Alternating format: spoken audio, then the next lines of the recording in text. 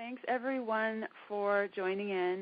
So I set up this Q&A for all the Healthful Pursuit people that are interested in fat-fueled or high-fat eating, but they have a couple of questions before they get started. I, at the time, wasn't eating a lot of meat, and not saying that you need to eat a lot of meat with this, but I wasn't eating a lot of meat. I wasn't eating a lot of fat, and I was pretty scared. So I wanted to set up this Q&A for all the people out there that probably felt the same way or are feeling the same way that I felt when I first got started. And nobody asked questions, so I'm just going to unmute callers, and we're going to see how this works. Okay, so you're up. Just start talking, and whoever I hear, we'll start rocking with it. Hi, Leanne. Hi. Hi. I am 63 years old, post-menopausal, of course, and never taken any hormone replacement. Do you have any information, anecdotal or otherwise, that you can share with me? I seem to crash on the diet, sometimes the high-fat diet. Sometimes it's fantastic. I could do marathons or feel like it and get lots done, but the next day it doesn't work, so I'm confused. Interesting. And may I ask what your experience has been with high fat? Like when you say that you feel like you could run a marathon and you have all that energy, what sort of eating plan are you following on that day? I start with the bulletproof coffee and try to not eat any carbs for, until, say, 2 p.m., but oftentimes I can't make it. Yet I'm very. You can't make it. When you say that you can't make it, is it because you're hungry or your energy? My energy starts to go down. I also seem to have very low blood pressure. It's always been low. Doctors always says, "Wow, you must be so healthy," but in the last year, it seems to be getting worse. So I think my adrenals are messed up, which I've been talking to them about forever. I have all the signs, the cracked nails, splitting hair, dry skin, that sort of thing. Do you work out quite frequently? Like, what's your activity level like? No, I'm retired, and I'm home with my spouse, and do stuff, walk every 3 days uphill. And if it's rainy, we will go up and down the 16 floors, that sort of thing. But I don't do anything terribly hectic as such, Yeah, perfect. Just normal daily living things are what bring me down. And I seem to have a little bit of sleep apnea. Okay, so before I get into just some recommendations, know that I am not your medical professional, and I'm basing this got it. a bit of what you've shared with me. So first off, with the bulletproof coffee, are you adding any sorts of nuts to that or anything, or are you just going straight up with the fat? Straight up with the fat. I'm using the butter and medium chain triglyceride oil. Okay, so the first thing I would do is switch, if you feel really good on the bulletproof coffee and you want to continue, the first, because if you're assuming that maybe you have a little bit of adrenal dysfunction, I would switch from coffee to something like herbal tea right off the bat. You want to be supporting your adrenals by reducing your amount of caffeine in the day. So that right off the bat will probably make quite a large adjustment. And the other thing I would say is, are you familiar with my Rocket Fuel latte at all? Yes, I am.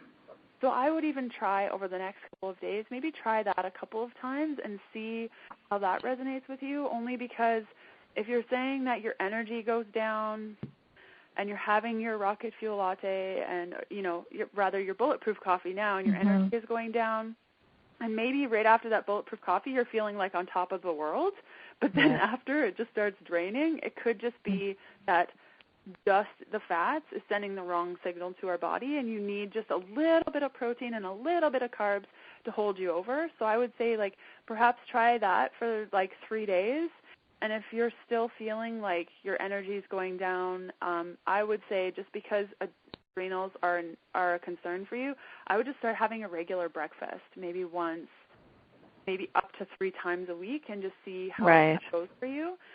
So I would say your focus primarily might want to be supporting your adrenals and switching out the coffee for herbal tea, as well as switching out to that rocket fuel latte. And I love that you're just doing walking, especially with adrenal dysfunction. That's awesome. Okay. Licorice tea. I've used that on several occasions in the past. What do you think of licorice tea? It tends to make me feel very good as well, but the package is saying do not use for more than 3 weeks at a time, so I always have to get off it anyway. Yeah, I know that my my orthomolecular doctor, I know what the contraindication is. Don't take licorice tea if you're using hormone replacement of any kind. That's what it is. Yeah, so in your case, like, it should be okay, but no I know that my orthomolecular doctor's okay with once every 2 to 3 days. Right. And then I'll use it for a longer period. And then with low blood pressure, have you tried gray sea salt? No, never. Yeah. Great. So with low blood pressure, you can handle a lot more salt. And if you're eating this way, chances are you're not eating a lot of salt because all your food's quite natural.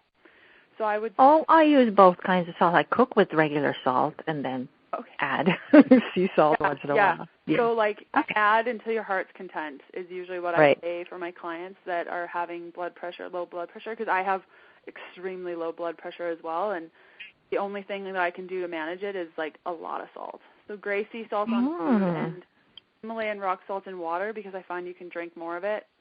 Right. And Himalayan rock salt can throw off the thyroid a little bit because it might have a little bit of fluoride in it, but in your case, we want to make sure that your blood pressure is high enough that you're not dizzy when you stand up and all of those things, because that can be And I will continue to follow you. Thank you so much. Okay, thank you very much. Take care. The next caller, I'm going to unmute you. I don't know your name, so somebody just talk. You have your hand raised, and we'll just figure it out. Hi, Liam. This is Carrie. Can you hear me? Hi, Carrie. Yes. Hi. I came across you actually through a friend, but what attracted me to you was that I'm also having hormone problems. Since I got off birth control, I only get my period when I'm on birth control. And about 4 years I got off, and I haven't gotten my period since. And so I know a lot about nutrition. I don't know a lot about the keto diet. And I'm just wondering, because I am a vegetarian, and it's not because I think that's the healthiest diet. I do see, whole foods, paleo diet to be very healthful. It's just that my spiritual beliefs, I don't want to eat meat. So I'm just wondering, where do I start, and what does the keto diet look like for me? Yeah, definitely. Okay, so a couple of questions. So you've been 4 years with no period, correct? Yes, I would say 3 or 4 years. And my hormones come up in tests. They come up fine. I have high testosterone, if anything. Okay, high testosterone. And how's your... Actually, low testosterone, sorry. Oh, okay. Low testosterone. And your estrogen, progesterone, where's that at? Yeah, that all comes up fine. What about DHEA? Have you gotten that tested? Yeah, that's a little low. I do take a supplement for that right now. Okay. So depending on your doctor, and like I said with our last caller, I didn't catch her name, but I'm not a medical professional and I can't tell you what to do. You're not a client of mine. But with your DHEA being low, if you can find a doctor, if it's actually low, if you can find a doctor that will help you with supplementation of DHEA, that can be night and day experience. Yeah, he did. I have a functional doctor, and he did put me on a DHEA supplement. Okay, great. I wasn't sure if it was a supplement to support DHEA, or if it was just straight up DHEA.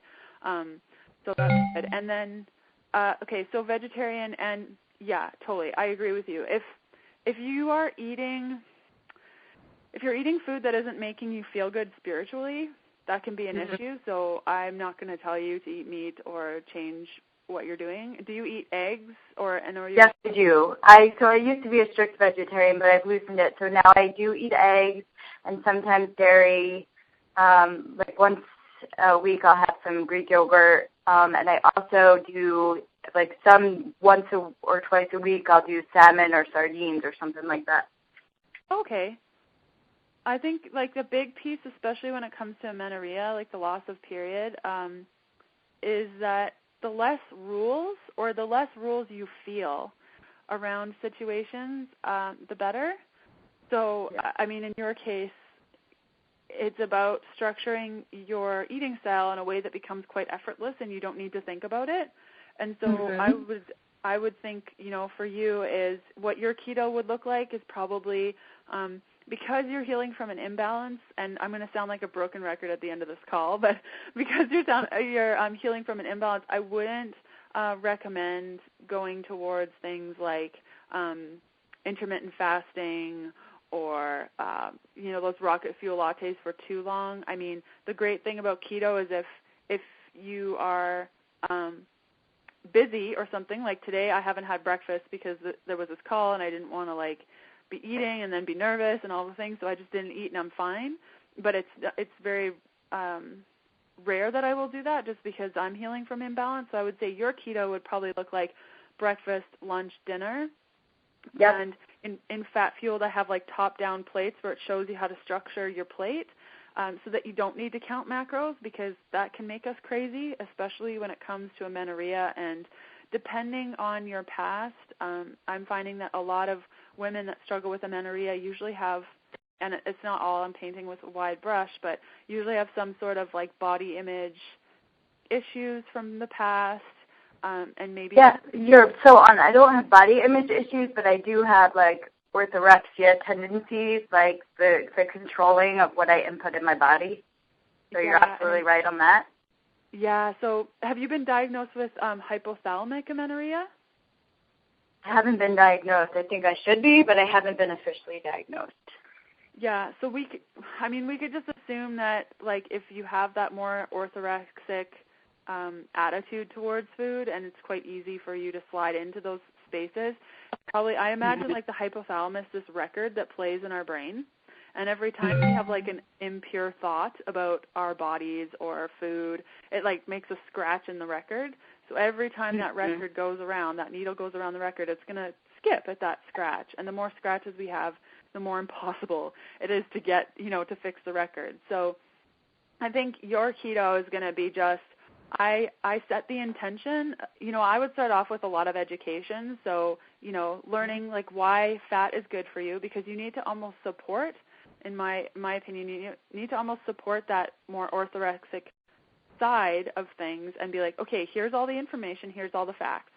Okay, right. So I know that like fat can be nourishing for me, and so I know this. So I'm just going to set the intention to eat more fat, and that is my version of being fat fueled. So okay, that way it's not a matter of like downloading MyFitnessPal and starting to count all your macros, because that's not going to help.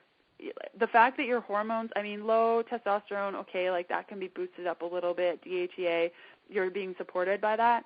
But if you're not setting the stage for your body to feel safe and supported and not restricted, it's almost impossible to get over that hump.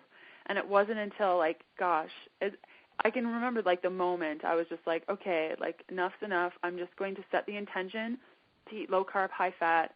Like, my period came back in a couple of months by just eating more of the fat-fueled lifestyle, which is more just like, hey, here's, like, the outline of, like, what you want to shoot for. Set the intention of these things, and then make it good for you. So your fat-fueled would probably be, you know, waking up and having a breakfast, maybe of, like, eggs cooked in coconut oil with a bunch of greens, and then lunch could be like a huge salad with, you know, your choice of protein, whether that's nuts or seeds, in line with like your spiritual values of how you want to eat. You suggested, or you mentioned, and then maybe for dinner once or twice a week having that salmon or sardines or yogurt dip with a bunch of vegetables and nuts and seeds. And so it's more just, I would recommend to you is just every time you're eating, like how many nutrients can I possibly place on this plate that's fatty and supportive of my hormones. You know, like all the rules around all of the things, if you know what I'm saying. Okay, I totally agree. Do you recommend, just because I know my body needs fat and I add more fat in, but I don't have like a sense of what's enough or what's too little. So do you think any of your materials would help me kind of like get more perspective around that? Yeah, I think specifically around the so in the book, it's in the resources section, and also throughout the book, there's like these images, and I referenced them in the last question too. There's these images of these plates, and when you look top down, it'll show you how much fat should be on your plate, and they're like little spoons filled with fat, and it's just helpful to know like how to structure your plate instead of counting macros and all those things. I usually just eyeball it and separate my plate into like 50% vegetables and, you know, like low-carb veggies, and then like quarter of the plate is protein, and then the other quarter is fats. And I imagine like little spoons off the side of my plate and imagining them like with fat on them. So, I mean, a good place to shoot for is like that quarter of the plate, and of course, like not like an entire quarter of a plate filled with fat, but just like an avocado cut in half and put on a plate usually takes up a quarter size of the plate. So that sort of thing, and so kind of aiming towards that. So I feel like that part in the book would be especially helpful for you because you could see that top-down approach without getting, you know, into the, okay, well, here's the rules around this and how many grams is it and things like that. And there's also a section on hormones where I talk about, you know, if you have like low testosterone, here are 4 things that you can do that can help support your testosterone and make sure that that's boosted. That sounds great. Thank you so much. Oh, you're welcome, Carrie. Thanks so much for joining in. Yeah, and good luck with everything you're doing. You know, I think you're doing an awesome job. You're affecting so many lives, so way to go. Thank you so much. Thank you. Okay. Next caller, I've just unmuted you, so feel free to jump in and chat. Oh, hi, Leanne. I'm calling because, well, I mean, I wanted to listen too. But my question is, so I've been doing like high-fat keto for a while now. Like I haven't, well, anyway, I won't get into that. But I have a lot of the same issues that you've been dealing with or you had dealt with, like the amenorrhea, thyroid and adrenal problems. And lately I've been craving a lot of like more sugary carbohydrate foods in the evening, like still healthy things like fruit, or lately it's been even sweeter things like dates and figs. And I'm just wondering, how do you know when to just trust your body and like give in to those cravings, or do you just kind of like, you know, stick to the diet and not have those sugary foods? How long have you had amenorrhea for? This is bad, but 11 years. 11 years. Okay, that's not bad. I had it for 8, so no worries. And thyroid and adrenals, you mentioned, are a little bit wonky. What's going on there? Well, I have a lot of days when I'm just so tired that, you know, even just going to like a slow flow yoga class is pretty hard. And then with adrenals, it just, yeah, like I'll have, you know, I go through like throughout the month, I'll have different cycles where like in a week I'll have a lot more energy, and then next week I'll be up until like 1 or 2 in the morning, like can't fall asleep. So I've been I didn't know about that until about maybe a year or 2 ago. I've seen a couple of different naturopaths, and they kind of, you know, introduced me to this whole idea of adrenal fatigue. I know, like, I usually don't have breakfast, and I know that's a big thing for me that I have to work on for healing the adrenals. But I'm just usually not hungry at all in the morning, and I like to go to yoga without eating, like without being on a full stomach. But what kind of yoga do you do? Like you mentioned slow flow yoga, but do you do like more intense yoga? Occasionally, like the weeks when I have more energy, like 2 weeks ago I was, you know, probably because I was eating a lot more sugars. Like I said, I was eating a lot of like bananas and dates and stuff, which I hadn't eaten in a long time. I was going to like 2 yoga classes a day, like in the morning and evening. But usually every day I do the morning class. It's a slow flow, so it's more for like the meditation and the it helps to like ground me and kind of set the pace for my day. But creating a high-fat eating style that works well for you. So in the case of like your specific thing, and you asked like, how do I know when to trust my body, and how do I know when to give in to those cravings? So the fact that you're craving things, like actually feeling like you should probably eat some fruit, it's probably a good indication that maybe possibly you should do carb ups. And I don't know, have you been doing carb ups at all with your approach? Well, it wasn't until, like I said, in the summer. So I've been doing, like I've had a lot of food intolerances. It started like in my early 20s. I took a course of Accutane. I have a history of like an eating disorder, and early 20s I took Accutane. I had a lot of skin problems, and ever since then I had a lot of digestive problems, so I think it really wreaked havoc on my like microbiome, and so cut out things like gluten and dairy, and then I had cut out fruit a little bit after that. I had heard about candida overgrowth and kind of started going into that. I felt a lot better cutting out sugars, and so my diet became kind of paleo, not because I was trying to eat keto, but because I was trying to heal from candida overgrowth. So I was really avoiding sugars and starches and things like that. And I was feeling so much better, so I was pretty strict with my diet, like really never having fruit and any kind of like really starchy foods, like even potatoes and things like that. And then, like I said, this summer, I just kind of wanted to just let go and start kind of, like I was craving a lot of fruit and stuff, so I was like, I'm just going to start eating it and not worry so much about everything. I just want to see how it goes if I just give into like what I want to eat and stuff. So ever since this summer, I've been eating a lot more fruit, and I still have, I was still having some of the symptoms of like the candida overgrowth and stuff, but it's gotten better. And sorry, I'm going on a rant, and I kind of forgot your question. Oh, no, that's okay. And so my question was just, are you practicing carb ups? Like, because you said... yeah. So I would say, since the summer, where I've been having a lot more fruit, like I definitely am a lot more liberal with my carbs. And yes, if anything, I would say I usually tend to have, like I usually stick to like eating low carb during the day, and then at night is when I'm really like just craving more like carbs, Yeah, so I would say like I'm always a big fan of like what's the worst that can happen when it comes to like food especially, and that's really why I ended up doing high fat, is because I was like, okay, well, if I do this for a month, like what's the worst that can happen? And so for you, I would just say, what's the worst that could happen for you?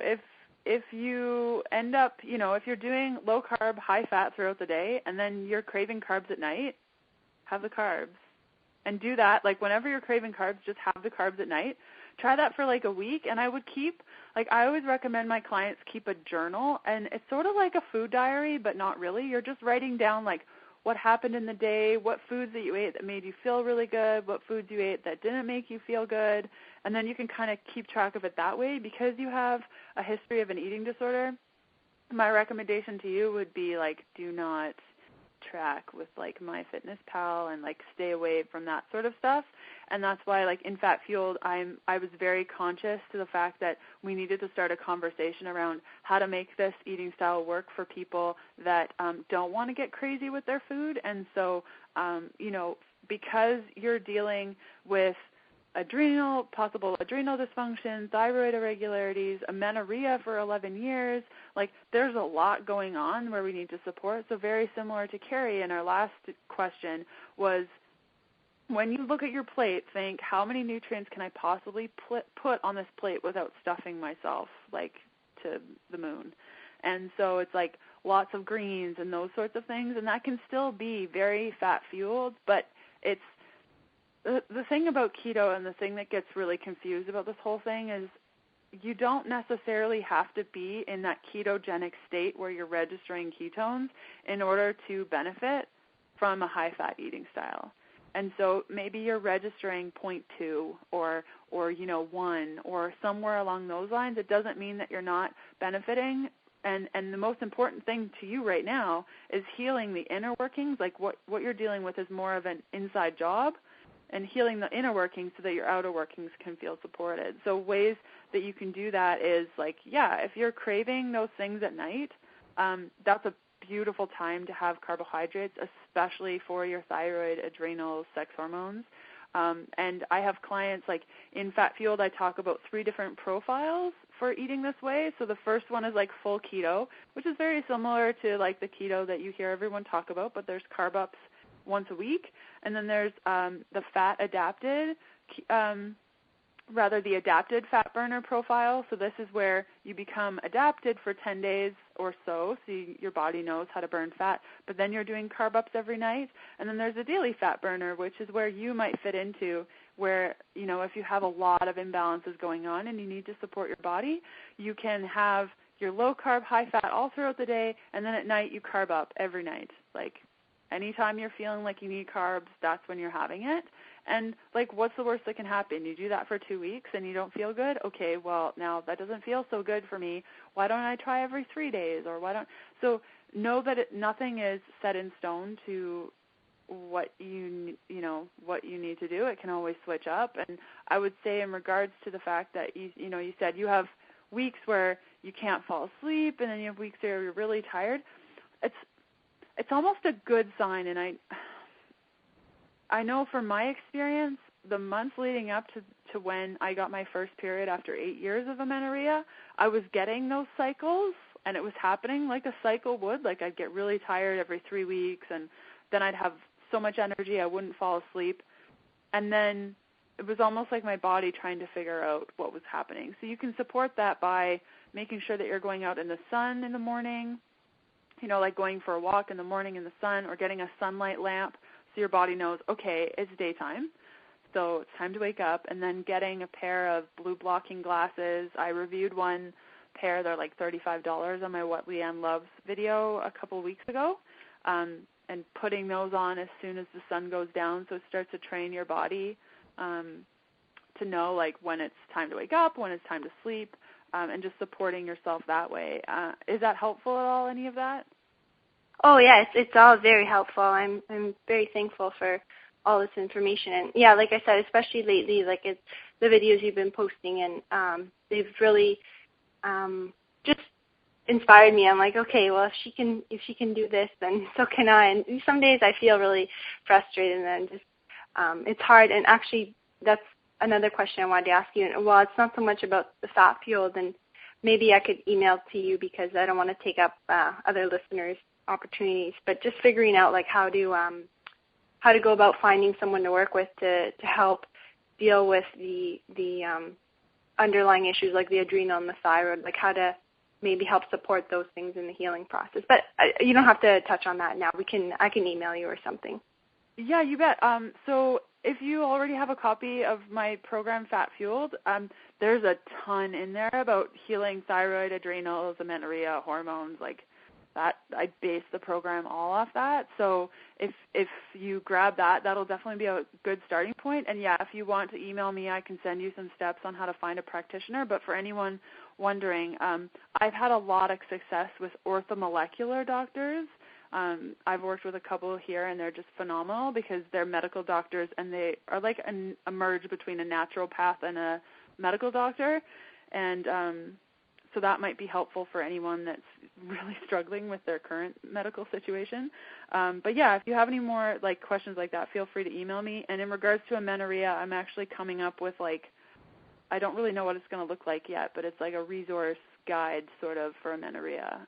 It's probably going to be like a 60-day program type thing to run through like step by step what we can do to heal our bodies from amenorrhea.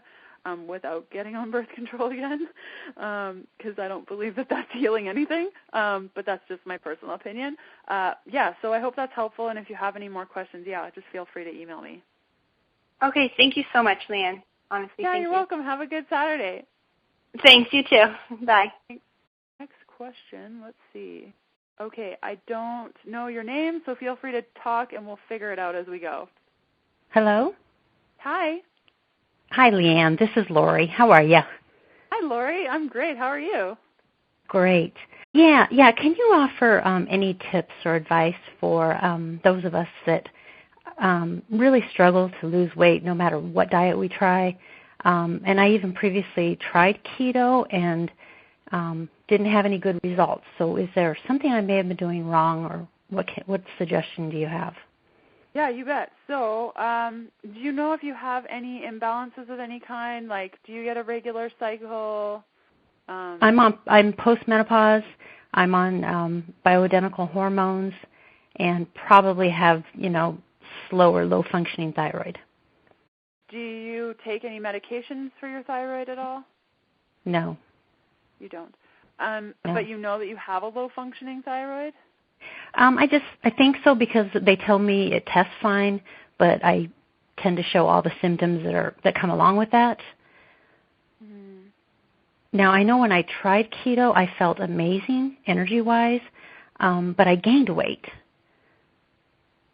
Yeah, so there's this thing where people gain weight on keto, and everyone's like, what's going on? Usually that's a pretty darn good sign that there's something going on internally, and your body, so I often find that in order for your body to heal, usually it needs to gain a little bit of weight in order to do that. That's usually because we are fighting so much against something. Like if we've been dieting for like a really long time, right. Our bodies are totally screwed up. And when we start eating like a super nourishing eating style, we gain like 5 to 10 pounds, and everyone's like, what the heck? Like I thought I was supposed to lose weight.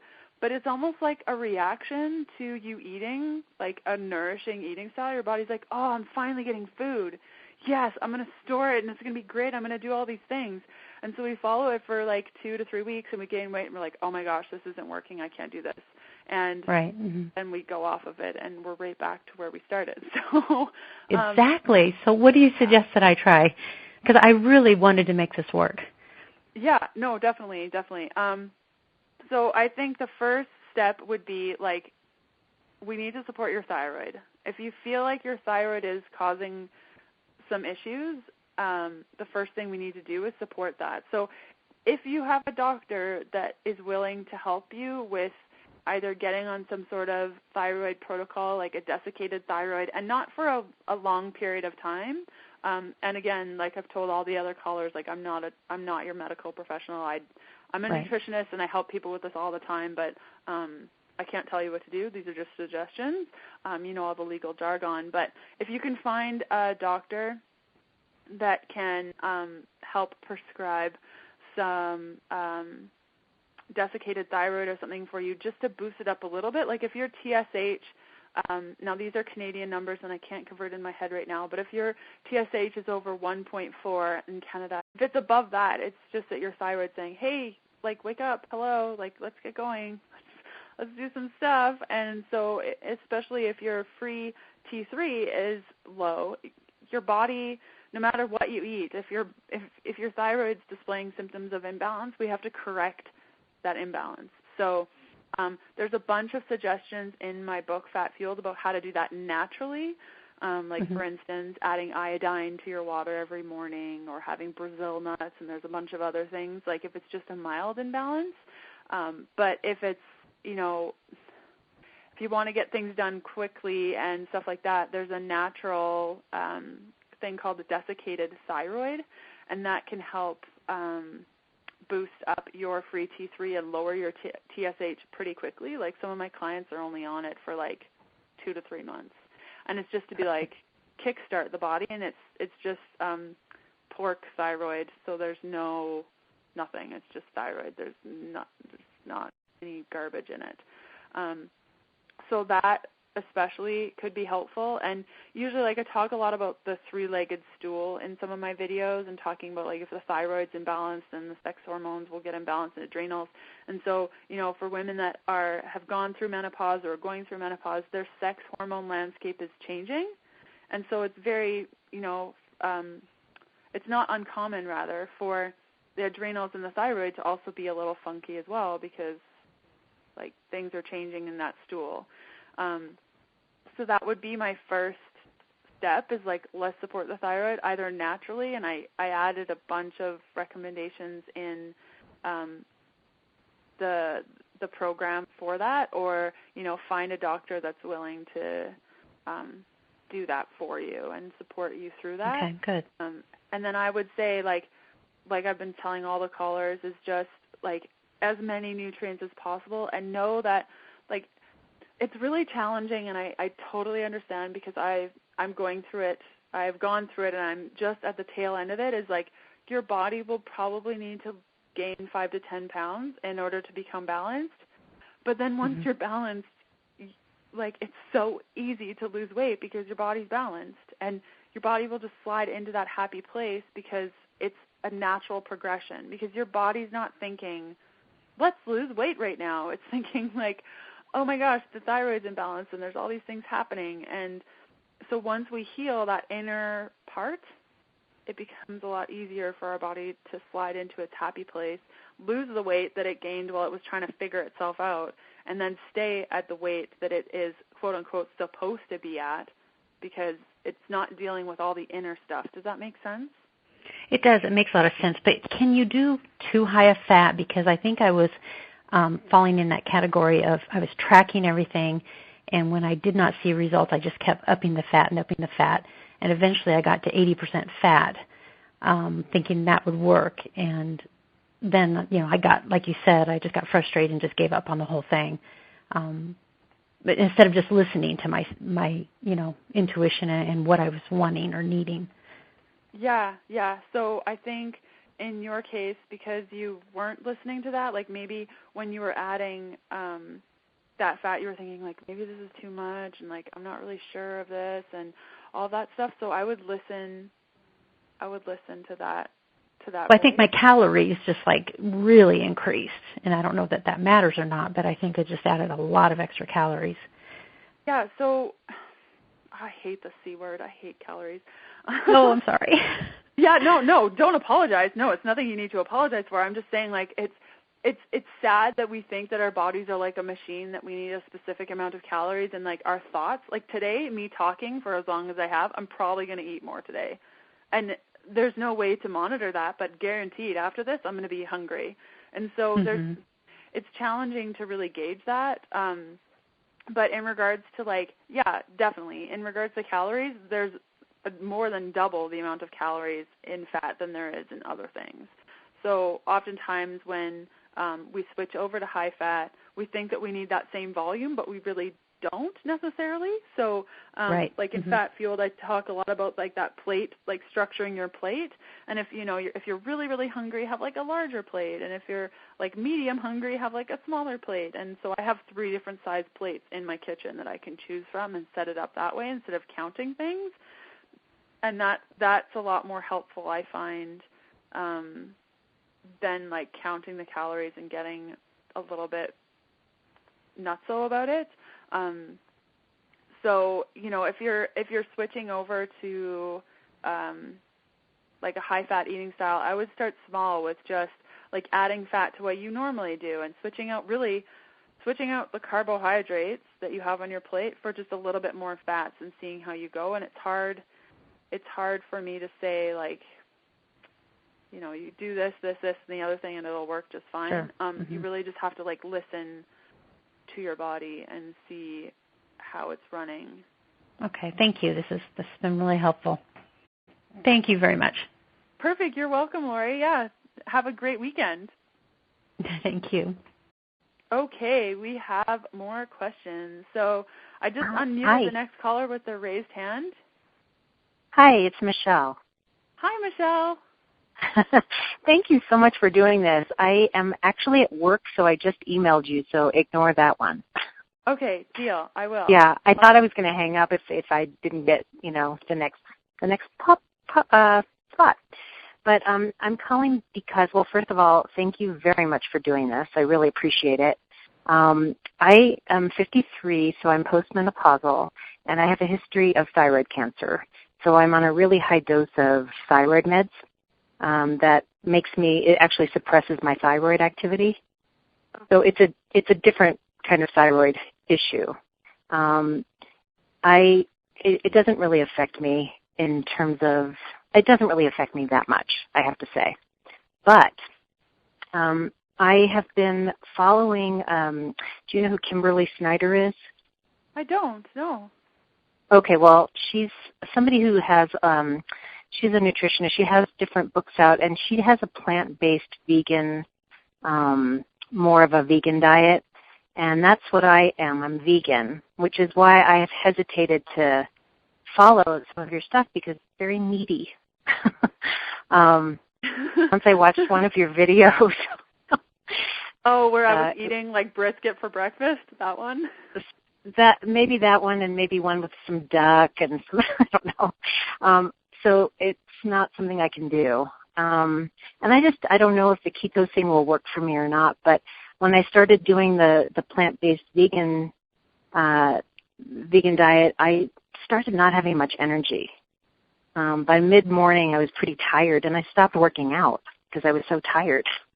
And specifically for, you said plant-based vegan diet or keto? Yeah, like a whole food plant-based vegan diet.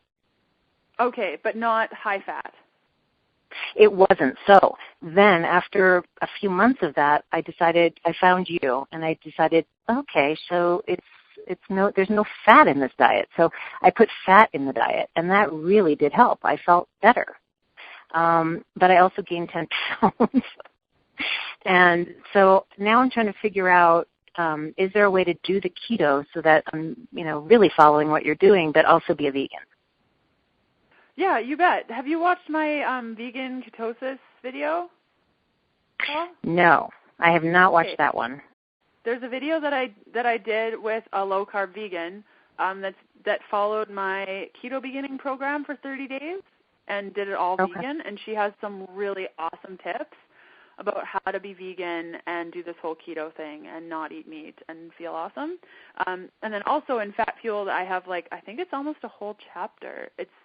I think it's in the allergies section, and I talk about how to make keto work for you when you have coconut allergy and vegan, or you don't want to do animal products, or your FODMAP, no pork, no nightshades, it's all there. So in the Thriving Without Animal Products, there's a lot of recommendations there, and it's hard to say whether or not you gained, like you said, when you tried it, you gained a bunch of weight. It's hard to know whether or not you gained a bunch of weight because you needed to in order to heal, or if you were potentially maybe eating too much of one thing and not enough of the other.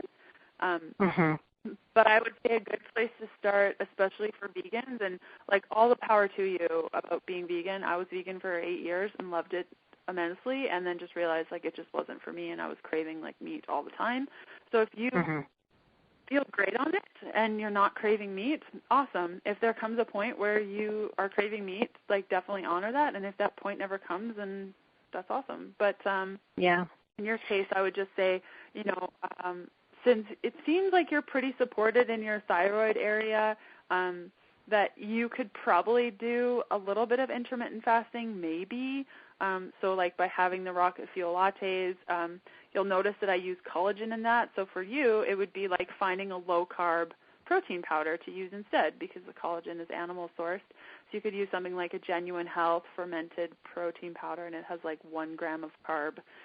So that could be in your blended drinks, and because where are you at? Sorry, did you mention anything about menopause at all? Where you're at with that? I'm post-menopausal. Okay, great. Okay, so for you, it's a lot easier in the keto landscape.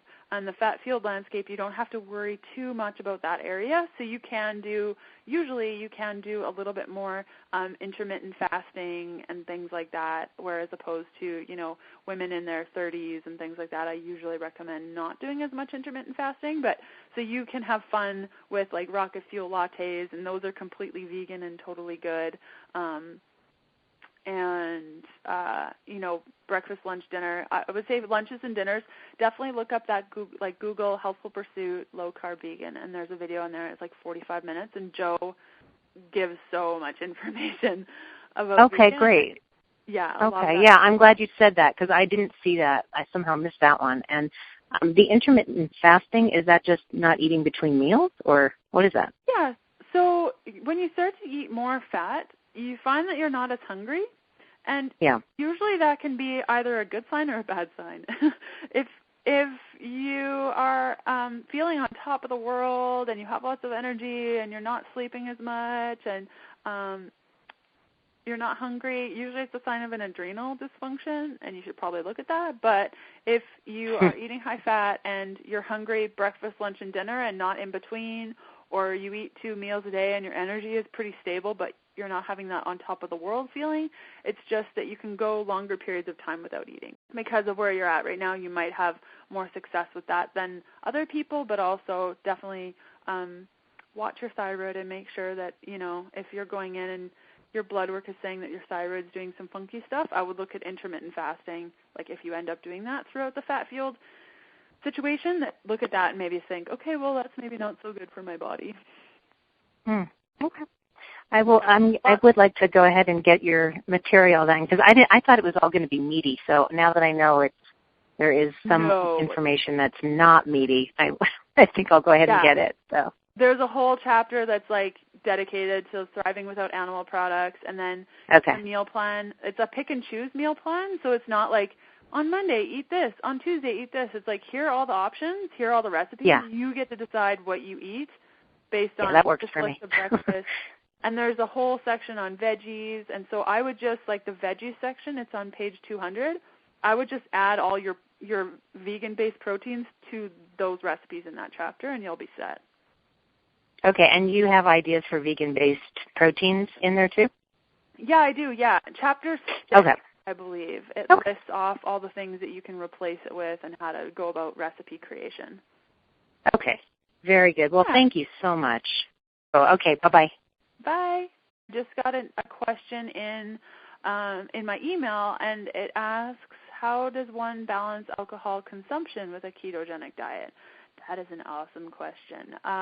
So I feel like I should probably tell everyone that I haven't practiced this myself because I have been off alcohol for quite some time, and so I haven't had to deal with this situation myself. If you're around friends and you want to have a wine with dinner, do it. That's part of life and living, and that's really important as well. Is it going to kick you out of quote-unquote ketosis? Yeah, probably, because your body burns alcohol before it will burn anything else. So the minute you drink that, your body will use that. If you're healing from any imbalance, like thyroid, adrenal, sex hormones, I would just say if you can go without alcohol for a little while, do it, because that alcohol is not going to benefit your imbalance. It might not make it worse, but it's not going to make it better. And so if you can go off that for a couple of months, heal your imbalance, and then go to a place of, having it with friends, then that might be the best option for you. Oh, yeah, one more question. Okay, I'm going to unmute you, and feel free to chat. Okay, my name is Mary, and Mary. In the past I've done really well on ketogenic diets, and so I've embarked on yours and been on it. And I've been working with it for about 6 weeks and lost about 20 pounds so far. And here's my question. Before I started it, my cholesterol numbers are pretty high, really high, especially my LDL and all those numbers. And I have a lot of issues going on in my body, mostly nervous system related. So, neuromas, neuralgias, and now most recently glaucoma.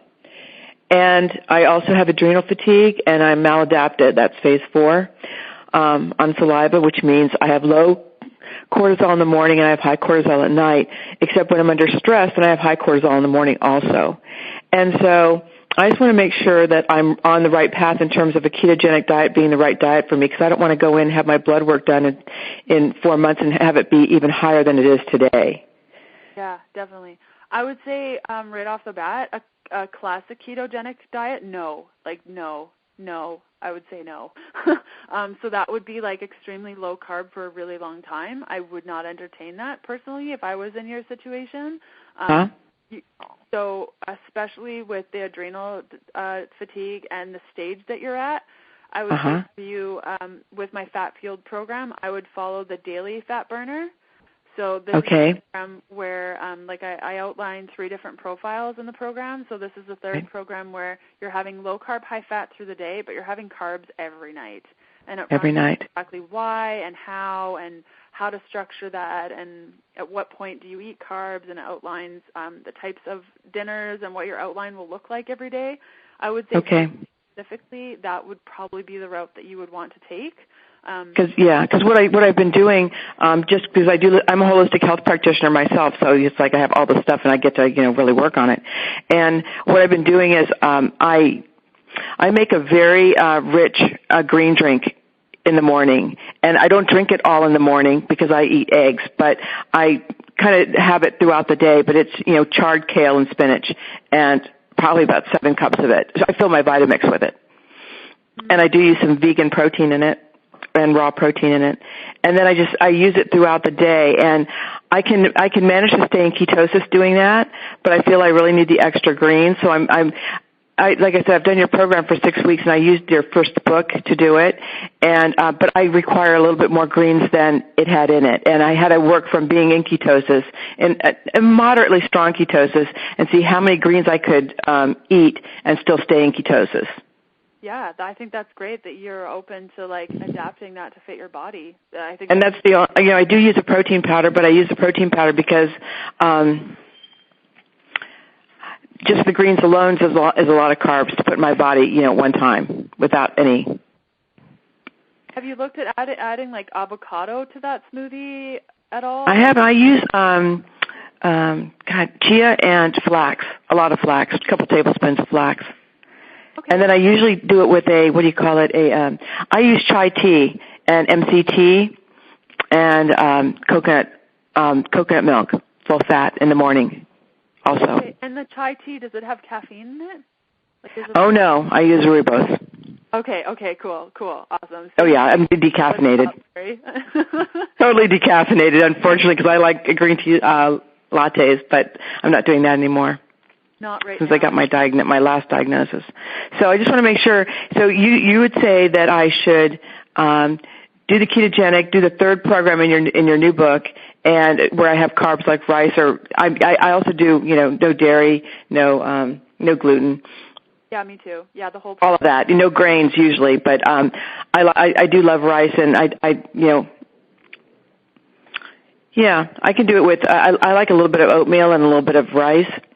That's probably the things I miss the most. If I could add those, a little bit of those back. But you're saying more like sweet potatoes and things like that.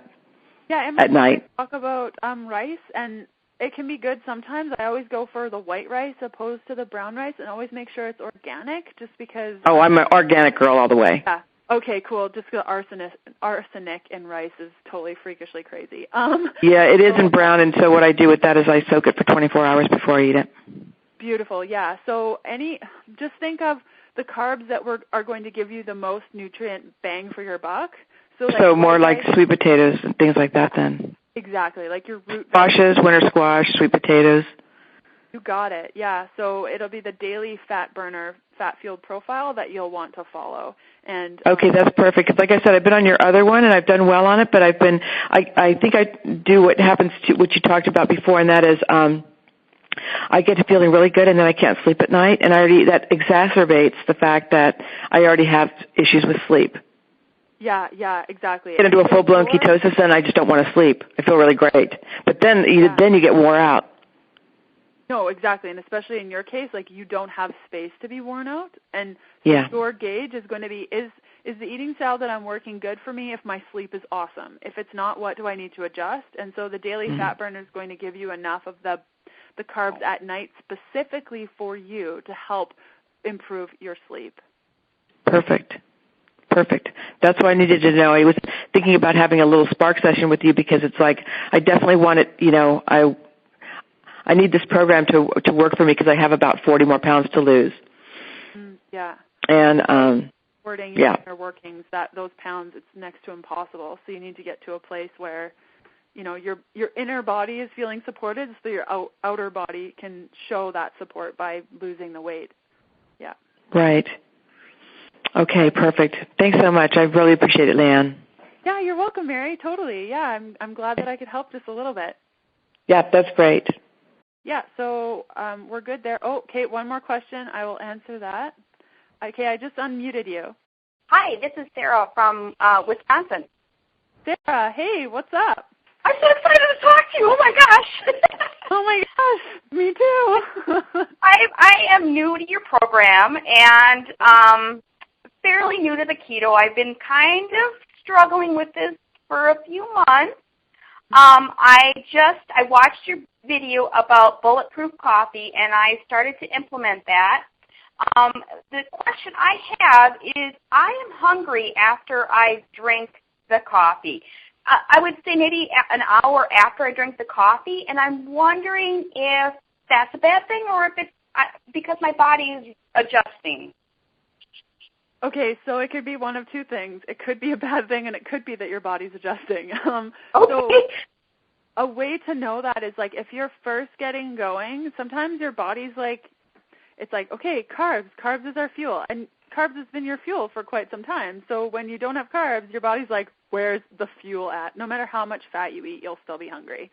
So you need to kind of, and I really can't tell you what to do in this case. You kind of need to, like, ask yourself, is it a hungry feeling like your stomach is, like, noticeably hungry, or is it more of, like, a hunger feeling all over your body? That's usually how I describe it. If it's all over my body, it's usually like I'm not actually hungry. It's just like I'm craving something that I don't have. Okay. So another option you could do is pair your rocket fuel latte with a bit more fat. So maybe you have like a rocket fuel latte and some eggs with coconut oil, and see, is it because the rocket fuel latte wasn't filling enough and that you're actually still hungry, or is it that, like, it's just fats? Like, if you're still hungry after the eggs with the coconut oil and the rocket fuel latte, chances are it's just because your body's like, where are the carbs at, Sarah? What are you doing to us? So, Okay. I was trying to figure out, is it a bad thing or is it a good thing? And I'm rereading your book, and I couldn't find anything. And I've read so many different things, and I get confused after a while.